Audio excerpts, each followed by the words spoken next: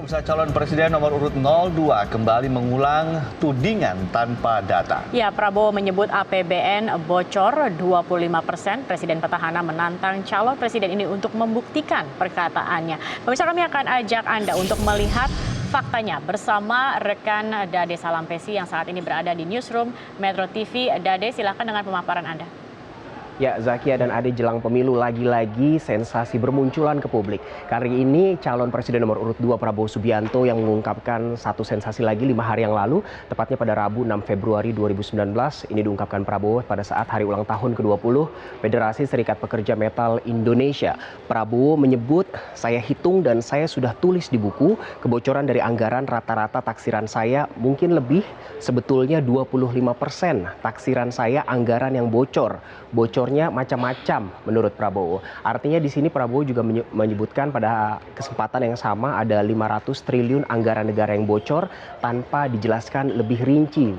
Prabowo pada hari Rabu, anggaran apa yang bocor lebih tepatnya? Kalau toh dari APBN yang kapan? Tidak dijelaskan secara lebih lanjut oleh Prabowo. Namun Prabowo mencontohkan kasusnya, yaitu ada markup anggaran khususnya untuk pembangunan infrastruktur. Namun pemirsa, menurut JK menyebutkan bahwa kebocoran tidak sampai 25%. Indikatornya adalah banyak pejabat yang ditangkap. Kita lihat dulu ada berapa banyak pejabat yang ditangkap dalam beberapa tahun terakhir. Ini kami olah dari berbagai sumber, khususnya dari ucapan Wakil Presiden Yusuf Kala pada Jumat 8 Februari, anggota DPR ada 40 orang yang ditangkap, Bupati 120 orang, Gubernur 19 orang, ada juga Menteri 9 orang yang ditangkap. Dan diungkapkan juga oleh JK, bocor ini didominasi di sektor pembangunan. Namun dipastikan untuk gaji pegawai dan juga subsidi aman. Dan dipastikan juga oleh JK sebenarnya angka ini sudah jauh lebih menurun karena korupsi anggaran sekarang ini semakin sulit karena kinerja KPK yang semakin membaik. Kita lihat dulu pernyataan selengkapnya dari Wakil Presiden. Tapi jumlahnya tidak berlebihan seperti itu. Berarti bocornya bisa dibilang karena korupsi begitu, Pak? Ya tentulah, ternyata banyak masuk KPK kan, tapi tidak semua, jangan disamaratakan. Ya, kata JK, jangan disamaratakan. Ternyata Presiden Joko Widodo juga gerah dengan tudingan ini. Bahkan menurut Presiden Joko Widodo, tudingan yang dari tahun ke tahun selalu dilontarkan terutama jelang pemilu, tidak usah pusing. Kalau punya bukti, lapor KPK saja, kata Presiden Jokowi. Kita lihat dulu. Ya, kalau memang bocornya sampai 25%, laporin aja ke KPK. Itu duit gede banget itu. Dulu 2014, coba diingat. 2014 katanya bocornya 7.200 triliun. Sekarang itu bocornya kalau 25% berarti 500 triliun. Duit gede banget 500 triliun. Laporin ke KPK dengan bawa bukti-bukti, dengan bawa fakta-fakta. Ya, jangan asal. Laporin aja ke KPK dengan membawa bukti, kata Presiden Jokowi. Jangan asal, apa tuh Pak? Jangan asal. Jadi pada 2014 lalu pada saat jelang pemilu, calon presiden nomor urut 2 ini Prabowo juga sempat mengungkapkan bahwa ada kebocoran anggaran. Saat itu dana yang disebutkan Prabowo lebih fantastis mencapai 7.200 triliun rupiah. Saya jadi tergelitik lagi untuk mengingatkan Anda semua tentang sejumlah sensasi yang diungkapkan oleh calon presiden nomor urut 2 ini. Yang terakhir adalah Menteri Keuangan yang disebutnya sebagai Menteri Pencetak Utang. Kita lihat kembali bagaimana rasio utang pemerintah Indonesia ini berdasarkan data Kementerian Keuangan Republik Indonesia. Warna hijau di sini artinya adalah aman, yang artinya rasio utang pemerintahan Joko Widodo dan juga presiden sebelumnya Susilo Bambang Yudhoyono ini tergolong aman. Untuk Jokowi rasio utangnya adalah 29,9% dari PDB, yang PDB kita angkanya ada di 14.835 triliun rupiah.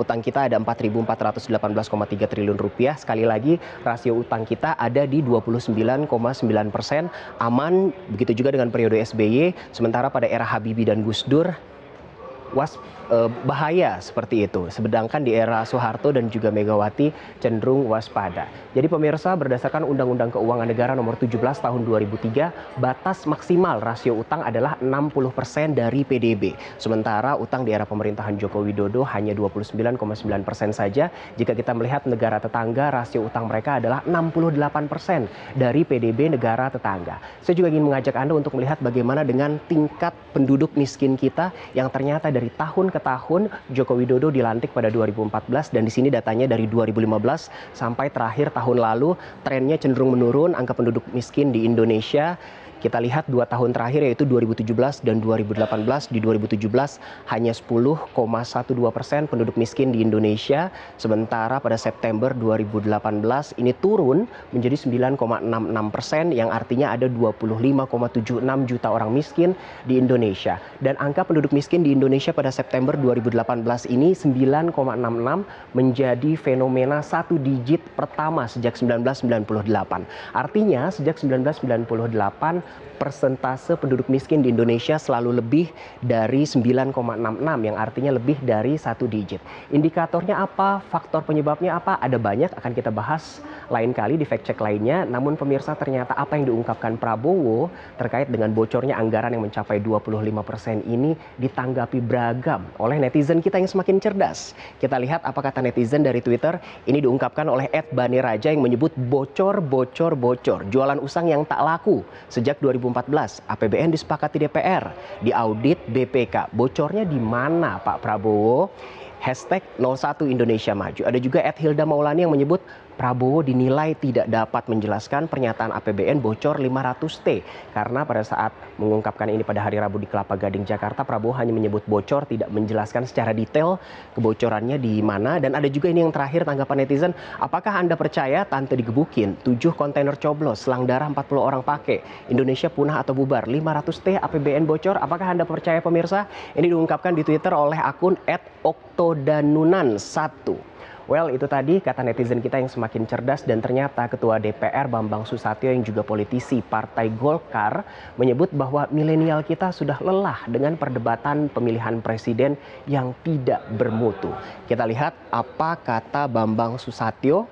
Ini saya kutip dari Kumparan dengan judul "Milenial Lelah dengan Perdebatan Pilpres yang Tidak Bermutu". Apa yang terjadi sekarang bukan penyampaian suatu program yang diharapkan publik, tapi saling hujat, serang yang tidak bermutu. Ini harus diubah, kata Bamsud dalam sebuah diskusi di Cikini. Lebih lanjut, sebenarnya mereka ingin pasangan calon ini menjelaskan akan dibawa kemana para milenial ini 5 tahun ke depan dengan program yang ada. Kalau nggak diubah, maka tidak ada ruang. Ini jadi tantangan kedua paslon untuk mengubah gaya kampanyenya. Tidak mempersoalkan yang ecek-ecek, tapi mempersoalkan masalah rakyat.